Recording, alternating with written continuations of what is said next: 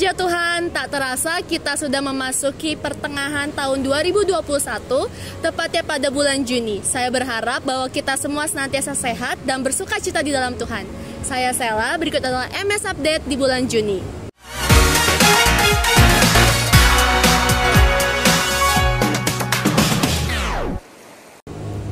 Bagi Bapak, Ibu, Saudara-saudari terkasih yang baru pertama kali hadir dan beribadah di gereja kami ucapkan selamat datang dan selamat beribadah di GBI Miracle Service Bali. Kami menginformasikan bahwa gereja kami sudah mematuhi protokol kesehatan yang dianjurkan oleh pemerintah setempat dengan mendisinfektan ruangan sebelum ibadah dilaksanakan, menyediakan tempat cuci tangan dan juga hand sanitizer di berbagai tempat, mengecek suhu tubuh sebelum memasuki ruangan, menjaga jarak, dan mengenakan masker selama ibadah berlangsung. Kami mengundang para pelayan Tuhan dan juga jemaat untuk berdoa puasa bersama setiap hari Sabtu melalui Zoom pukul 10 WITA dengan link Zoom yang tertera di layar ini. Bagi Bapak, Ibu, Saudara-saudari yang terkasih di dalam Tuhan yang rindu untuk berfellowship bersama dan bertumbuh bersama di dalam Tuhan, kami juga mengundang Bapak, Ibu, Saudara-saudari yang terkasih untuk bergabung bersama-sama dengan kami di KUL atau Community of Love yang dilaksanakan setiap hari Rabu untuk KUL Waipro, KUL Dalung, dan KUL Kutaraya, dan setiap hari Kamis untuk KUL Jimbaran, dan setiap hari Jumat untuk KUL Denpasar. Semua KUL yang saya sebutkan tadi dilaksanakan pukul 19.30 WITA. Kami mengundang Bapak, Ibu, Saudara-saudari yang terkasih untuk beribadah bersama-sama dengan kami merayakan hari ulang tahun GBI Miracle Service Bali yang keempat di Kuta Praise Center, tepatnya di Mall Park 23 di Main Hall lantai 1. Dan demikian firman Tuhan dalam Hagai 1 ayat yang ke-8, jadi naiklah ke gunung, bawalah kayu dan bangunlah rumah itu, maka aku akan berkenan kepadanya dan akan menyatakan kemuliaanku di situ, firman Tuhan. Bagi Bapak, Ibu, Saudara-saudari yang terkasih yang rindu untuk menabur dalam pembangunan rumah Tuhan di Kuta Praise Center, tepatnya di Mall Park 23, dapat memberikan persembahan melalui rekening GBI Miracle Service Bali dengan nomor rekening yang tertera di layar ini. Dan untuk persembahan, janji iman, diakonia, perpuluhan dapat Bapak Ibu berikan melalui rekening GBI Miracle Service Bali yang tertera di layar ini. Untuk info detail seputar gereja, Bapak, Ibu, Saudara-saudari yang terkasih bisa mengunjungi website kami di www.miracleservicebali.org dan juga Instagram kami di GBI Miracle Service Bali, dan juga Facebook kami di GBI Miracle Bali, dan juga TikTok kami di Miracle Service Bali. Demikian MS Update di bulan Juni. Saya Sela pamit undur diri. Jangan lupa untuk selalu jaga kesehatan dan jangan lupa untuk selalu bahagia. God bless you all. Bye-bye.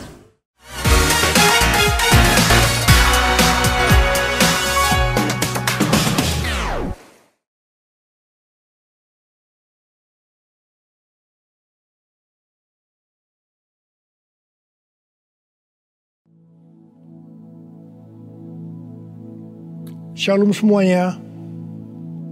Pada waktu Tuhan Yesus ditanya oleh murid-muridnya tentang tanda kedatangannya kembali dan tanda kesudahan dunia ini, Tuhan Yesus menjawab dalam Lukas 21 ayat 11 bahwa salah satunya adalah penyakit sampar.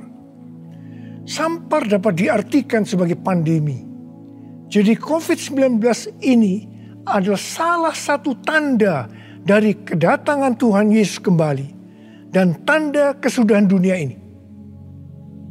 Selain itu, Tuhan Yesus menjawab dari Matius 24 ayat 14 yang berkata, dan Injil kerajaan ini akan diberitakan di seluruh dunia menjadi kesaksian bagi semua bangsa.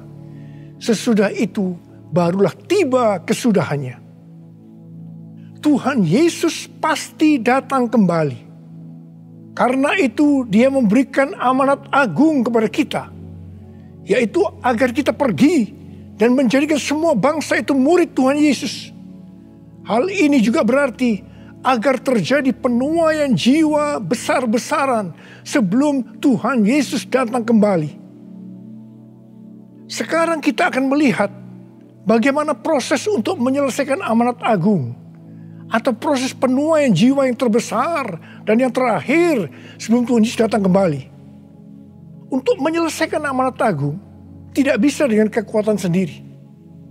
Karena itu pesan terakhir Tuhan Yesus sebelum naik ke sorga kepada murid-muridnya, yang juga berarti kepada kita semua dalam Kisah Para Rasul 1 ayat 8, yaitu tetapi kamu akan menerima kuasa kalau Roh Kudus turun ke atas kamu, dan kamu akan menjadi saksiku di Yerusalem dan di seluruh Yudea dan Samaria dan sampai ke ujung bumi. Jadi untuk menyelesaikan amanat agung, kita harus menerima kuasa dari Roh Kudus yang turun ke atas kita. Setelah itu dengan disaksikan para muridnya, Tuhan Yesus naik ke sorga. Setelah Tuhan Yesus naik ke sorga, 120 murid Tuhan Yesus berkumpul di kamar loteng Yerusalem.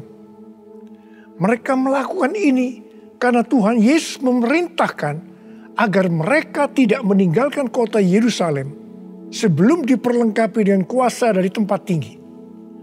Tuhan Yesus berkata, sebab Yohanes membaptis dengan air, tetapi tidak lama lagi kamu akan dibaptis dengan Roh Kudus.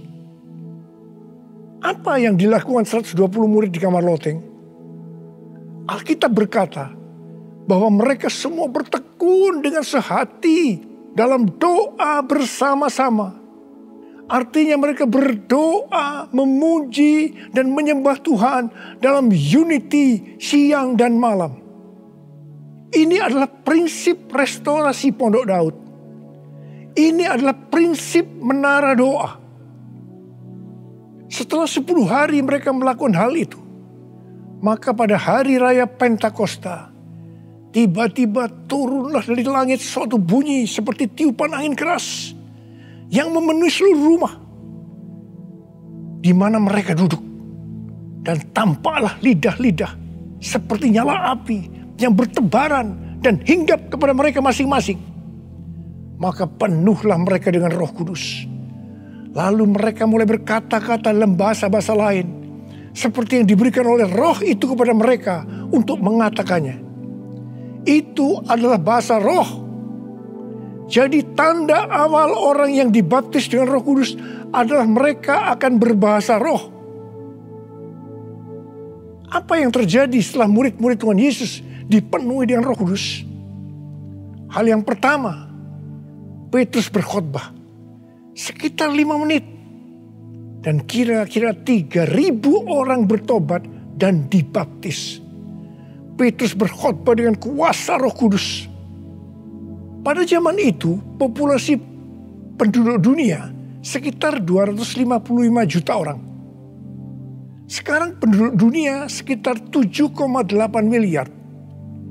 Jadi 3.000 orang yang bertobat dan dibaptis pada waktu itu setara dengan sekitar 91.000 orang pada saat ini. Saya percaya hal ini juga bisa terjadi seperti pada waktu itu. Hal yang kedua, setelah murid-murid Tuhan Yesus dipenuhi dengan Roh Kudus, mereka dipakai untuk menyatakan tanda-tanda dan mujizat sehingga banyak orang yang bertobat. Petrus dan Yohanes menyembuhkan orang lumpuh sejak lahir. Bayangan Petrus bisa menyembuhkan orang sakit. Sapu tangan atau kain yang pernah dipakai Paulus, jika diletakkan pada orang sakit atau yang dirasuk setan, maka orang itu akan sembuh. Dalam Markus 16 ayat 15 sampai dengan 18, Tuhan Yesus berkata bahwa kalau kita pergi untuk memberitakan Injil, maka tanda-tanda dan mujizat akan menyertai kita. Sejak tahun 2006, saya diperintahkan oleh Tuhan untuk mengadakan kebaktian kesembuhan ilahi. Selama 13 tahun, saya sudah mengadakan 318 kali kebaktian kesembuhan ilahi. Setiap kali saya berkhotbah, pasti saya memberitakan Injil. Tanda-tanda dan mujizat terjadi. Saya diizinkan Tuhan untuk melihat dan mengalami mujizat seperti yang dilakukan oleh Tuhan Yesus 2000 tahun yang lalu. Hal yang ketiga, setelah murid-murid Tuhan Yesus dipenuhi dengan Roh Kudus, maka cara hidup mereka berubah. Sehingga banyak orang bertobat. Yang pertama, mereka bertekun dalam pengajaran rasul-rasul dan dalam persekutuan. Ini bisa diartikan mereka suka membaca Alkitab. Mazmur 119 ayat 105 berkata, "Firman-Mu adalah pelita bagi kakiku dan terang bagi jalanku." Kalau kita suka membaca Alkitab, itu akan menuntun jalan hidup kita. Hidup benar sesuai dengan firman Tuhan.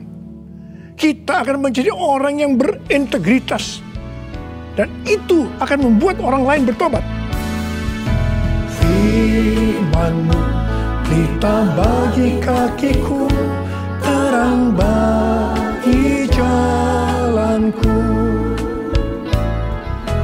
Firman-Mu pelita bagi kakiku, terang bagi jalanku. Waktu ku bimbang dan hilang jalanku, tetaplah Kau di sisiku.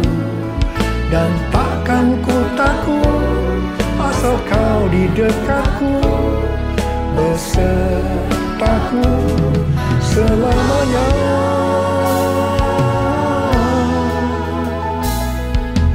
Firman-Mu pelita bagi kakiku, terang bagi jalanku. Terang bagi jalanku. Terang bagi jalanku.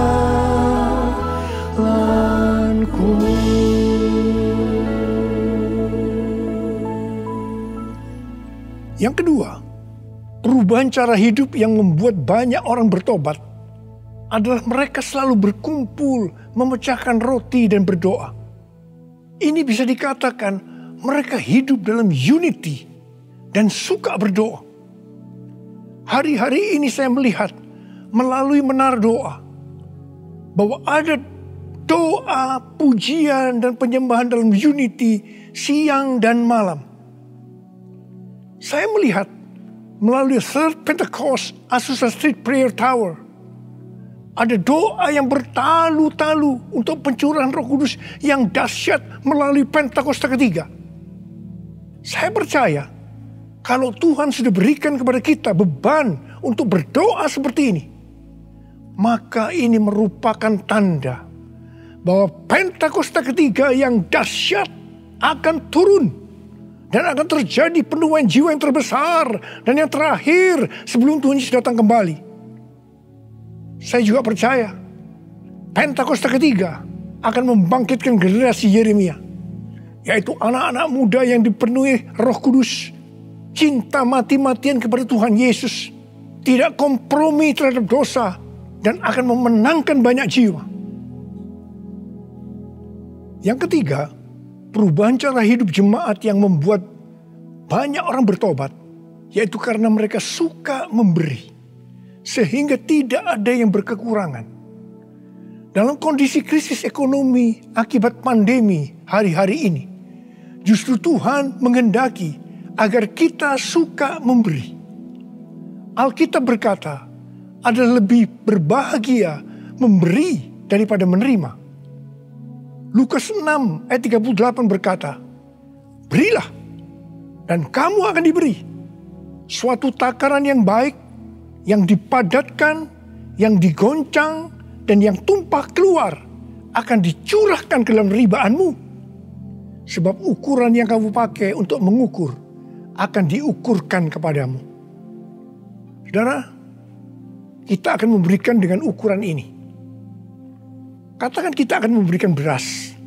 Kita isi ini dengan beras.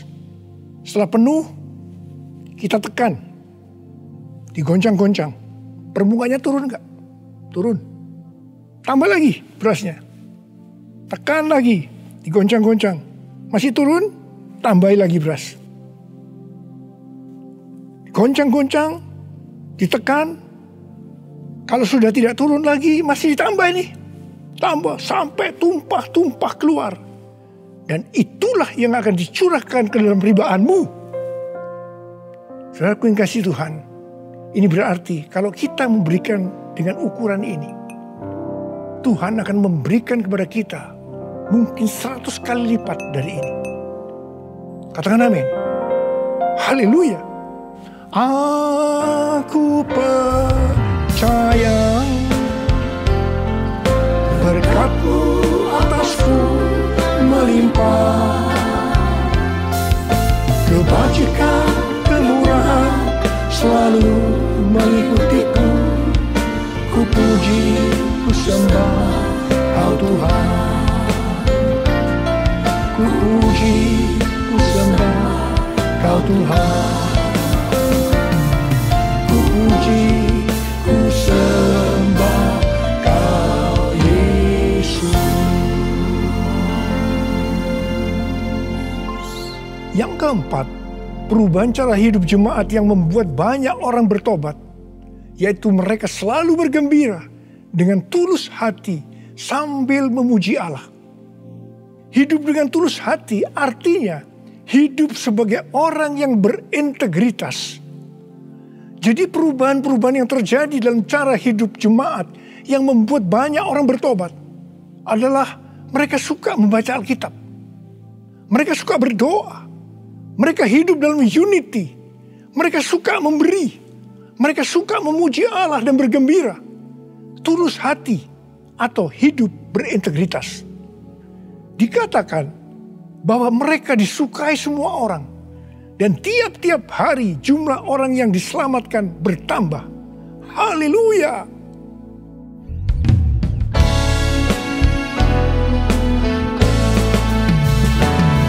Sembah Kau Tuhan, ku mengangkat tanganku. Selamanya Kau ajaib bagiku.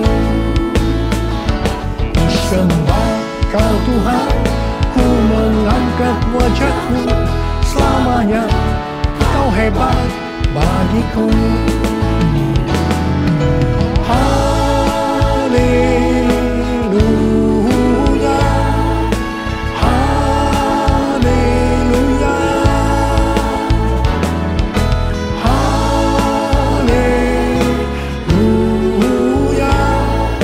haleluya, haleluya,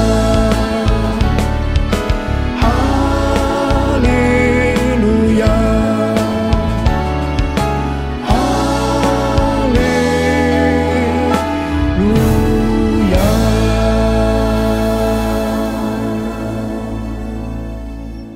Saya percaya mereka menganggap bahwa pola penuaian jiwa hanya seperti itu.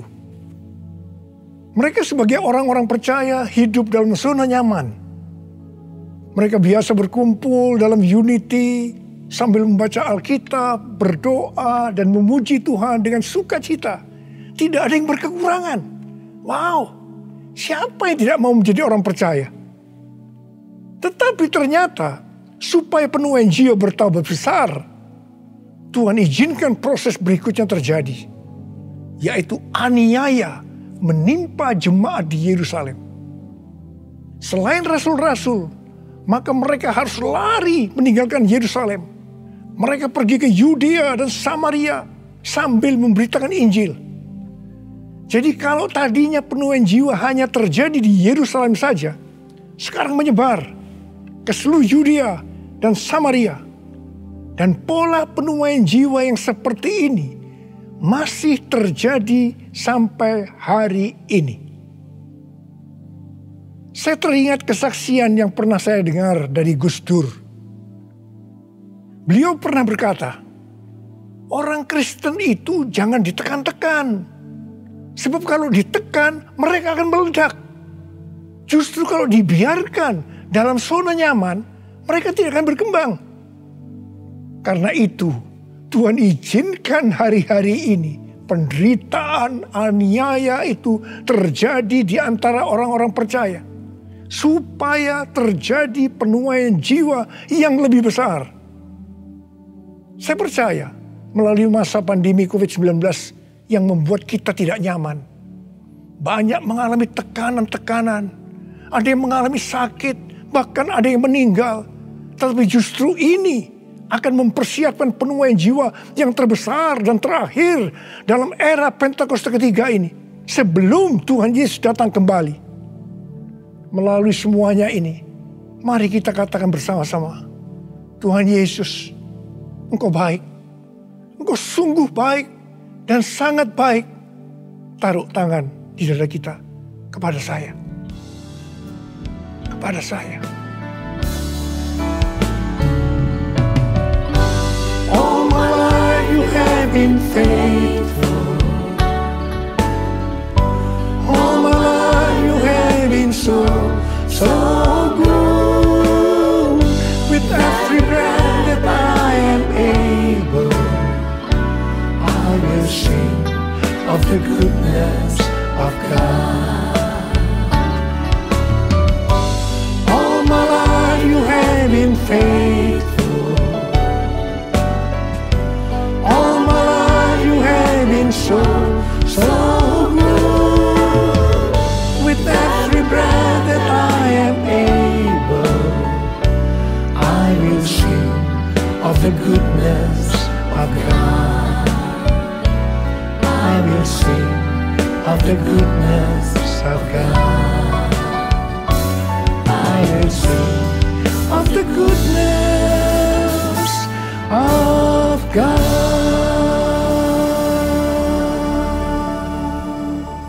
Ternyata pola penuaian yang terjadi di atas belum menyelesaikan rencana Tuhan. Karena selain penuaian jiwa harus terjadi di Yerusalem, di seluruh Yudea dan Samaria, tetapi juga harus sampai ke ujung bumi. Tuhan mempunyai cara untuk membuat penuaian jiwa itu sampai ke ujung bumi, yaitu dengan terjadinya perubahan paradigma dalam pelayanan. Selama ini, pengertian tentang keselamatan hanya untuk orang-orang Yahudi saja. Tetapi melalui peristiwa Kornelius, di mana Petrus diutus oleh Tuhan untuk mendatangi Kornelius yang bukan orang Yahudi, untuk memberitakan jalan keselamatan. Akhirnya mereka mengerti bahwa ternyata keselamatan bukan hanya untuk orang Yahudi saja, tetapi untuk semua bangsa. Dan ini mengakibatkan terjadinya penuaian jiwa besar-besaran. Haleluya. Jadi, mereka tidak hanya mengabarkan Injil di Yerusalem, Yudea, dan Samaria saja. Tapi sekarang mereka, termasuk kita juga, pergi ke seluruh dunia. Proses perubahan paradigma dalam pelayanan itu tidak mudah. Petrus harus diyakinkan oleh Tuhan. Kalau Tuhan berkata halal, jangan kamu berkata haram. Orang-orang yang bukan Yahudi adalah haram di mata orang Yahudi. Proses itu masih terus berlanjut untuk memberikan pengertian kepada orang-orang Yahudi, golongan bersunat dan juga orang-orang Farisi yang sudah bertobat, di mana mereka berpendapat bahwa orang yang bukan Yahudi yang percaya kepada Tuhan Yesus harus disunat dan diwajibkan mengikuti hukum-hukum Musa. Tetapi melalui sidang di Yerusalem, akhirnya mereka mengerti dan bisa menerima bahwa keselamatan bukan hanya untuk orang-orang Yahudi saja, tapi untuk semua bangsa.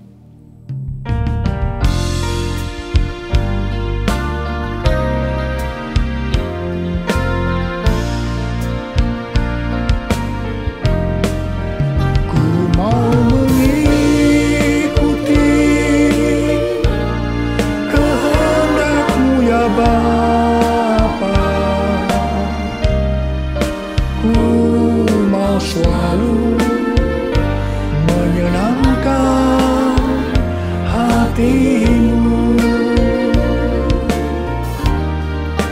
Ku mau selalu menyenangkan hatimu. Ku mau selalu menyenangkan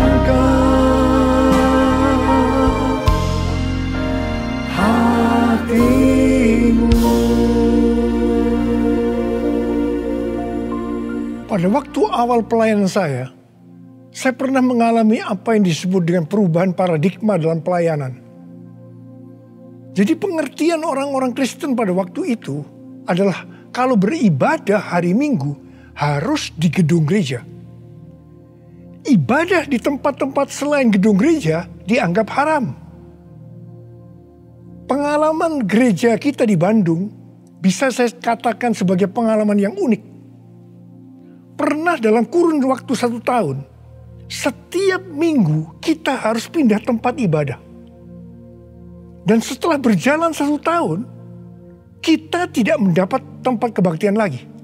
Kecuali satu, yaitu sebuah nightclub yang bernama Paramount. Ini pasti tempat haram. Tapi justru Tuhan hanya sediakan tempat ini. Dan Tuhan hanya berkata kepada saya, apa yang aku katakan halal, jangan kamu berkata haram. Di tengah kecaman yang cukup banyak, kita berbakti di tempat itu justru sampai 3 tahun. Dan melalui tempat yang haram tadi, kita menuai jiwa-jiwa yang dianggap haram juga. Mereka yang tadinya mau ke nightclub, istilah mereka kesasar ke gereja dan bertobat. Tidak sedikit dari mereka yang sekarang ini menjadi pelayan Tuhan. Wow! Melalui peristiwa ini, kita diberikan pengertian bahwa bagi Tuhan tidak masalah tempat yang akan kita pakai untuk beribadah. Meskipun itu bukan gedung gereja. Dan mungkin di tempat yang haram. Kalau kita tidak peka terhadap kehendak Tuhan, tempat kebaktian untuk jiwa-jiwa yang bertobat pada waktu itu tidak akan mencukupi kalau hanya di gedung gereja saja. Karena waktu itu sedang terjadi penuaian jiwa yang besar di Indonesia. Selain itu, orang-orang yang mau ke gereja untuk pertama kali, karena bukan di gedung gereja, menjadi lebih mudah. Jadi itu cara Tuhan untuk terjadinya penuaian jiwa besar-besaran. Hari-hari ini, untuk memasuki penuaian jiwa yang terbesar dan terakhir, Tuhan mencurahkan Roh Kudus-Nya yang kita sebutkan dengan Pentakosta ketiga. Saya percaya Pentakosta ketiga bisa disebutkan sebagai perubahan paradigma dalam pelayanan. Terus terang, sampai dengan hari ini, banyak orang-orang yang belum mengerti tentang Pentakosta ketiga ini. Memang tidak mudah untuk mengerti tentang perubahan paradigma dalam pelayanan.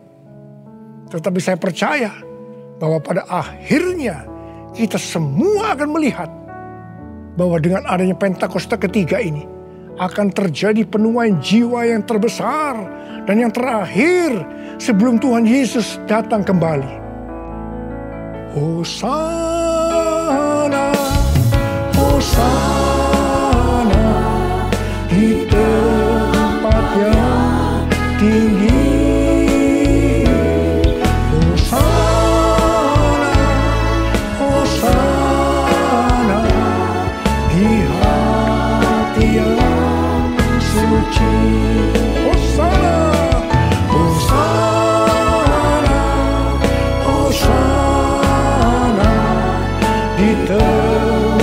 Yang tinggi,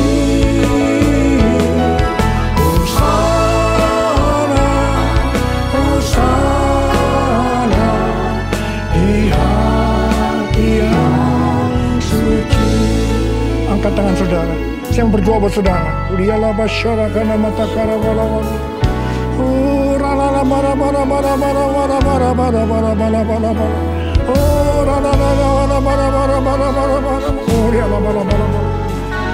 Tuhan, hamba berdoa buat umat-Mu ya Tuhan. Hamba berdoa biarlah mereka boleh mengerti tentang perubahan paradigma hari-hari ini Tuhan melalui Pentakosta ketiga.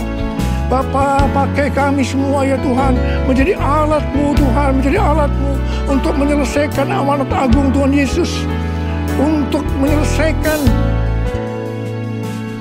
amanat agung Tuhan Yesus, untuk menyelesaikan amanat agung Tuhan Yesus. Tuhan, curahkan pengurapan saat ini kepada kami.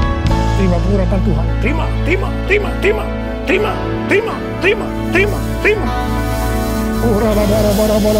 kasih. Terima kasih. Dalam nama Yesus. Dalam nama Yesus. Dalam nama Yesus. Amin. Mari saudara-saudara, kita akan masuk dalam perjamuan kudus. Kita akan mengingat ayat ini. Sebab setiap kali kamu makan roti ini dan minum cawan ini, kamu memberitakan kematian Tuhan sampai Ia datang. Perjamuan kudus adalah perjamuan Tuhan Yesus sendiri.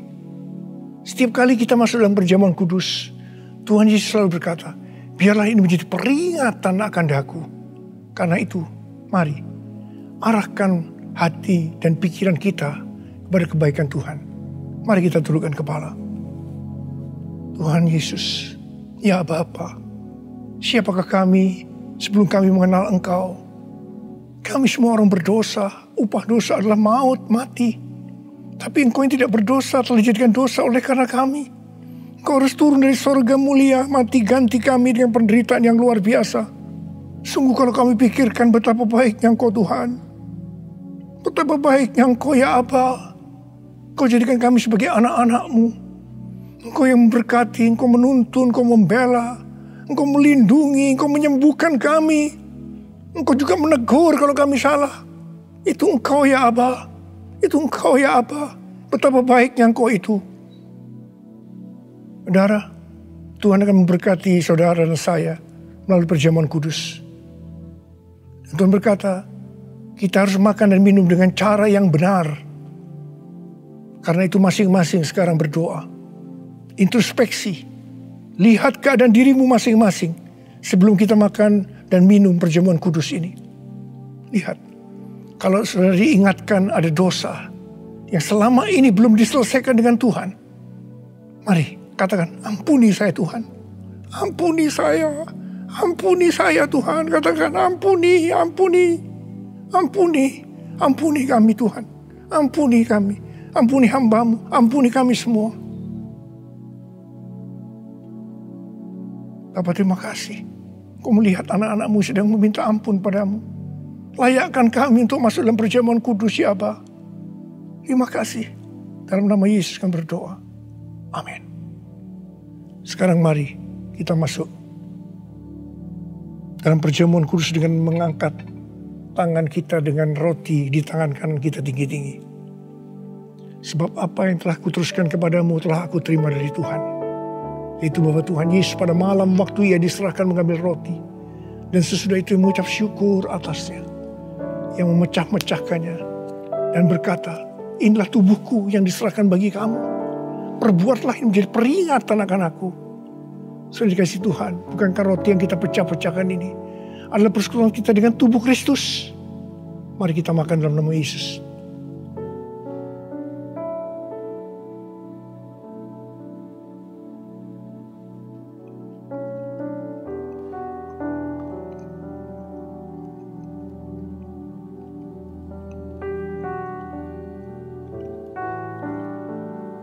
Mari angkat cawan di tangan kanan kita tinggi-tinggi. Demikian juga Ia mengambil cawan sesudah makan, lalu berkata, cawan ini adalah perjanjian baru yang dimeteraikan oleh darahku. Perbuatlah ini. Setiap kali kamu meminumnya menjadi peringatan akan aku. Sudah dikasih Tuhan. Bukankah cawan pengucapan syukur. Yang atasnya kita ucapkan syukur adalah persekutuan kita dengan darah Yesus. Mari kita minum dalam nama Yesus.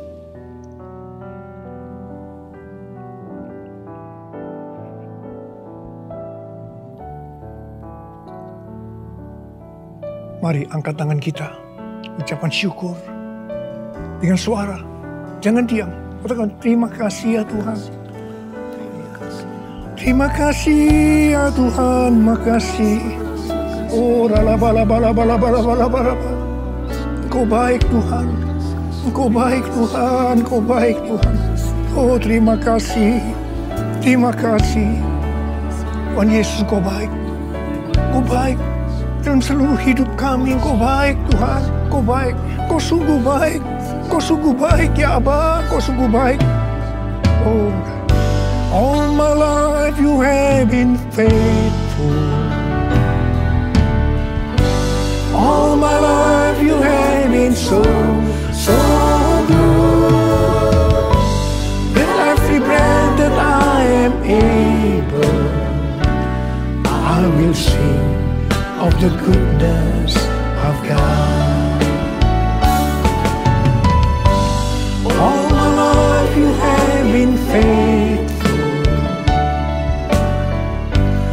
All my life you have been so good.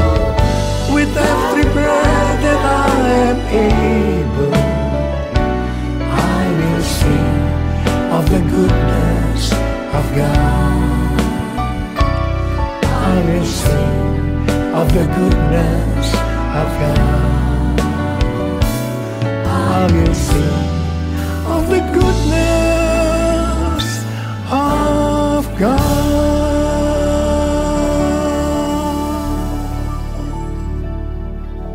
Terima kasih Abah. Terima kasih. Terima kasih. Terima kasih. Dalam nama Yesus. Amin. Mari, angkat tangan saudara. Terimalah berkat Tuhan. Kasih karunia yang berlimpah-limpah daripada Allah Bapa dalam Anak yang tunggal Yesus Kristus. Persekutuan yang manis dengan Roh Kudus menyertai saudara sekalian mulai hari ini. Sampai Tuhan Yesus datang menjemput kita di awan-awan dan bahkan sampai selama-lamanya. Yang percaya bersama-sama katakan, Amin.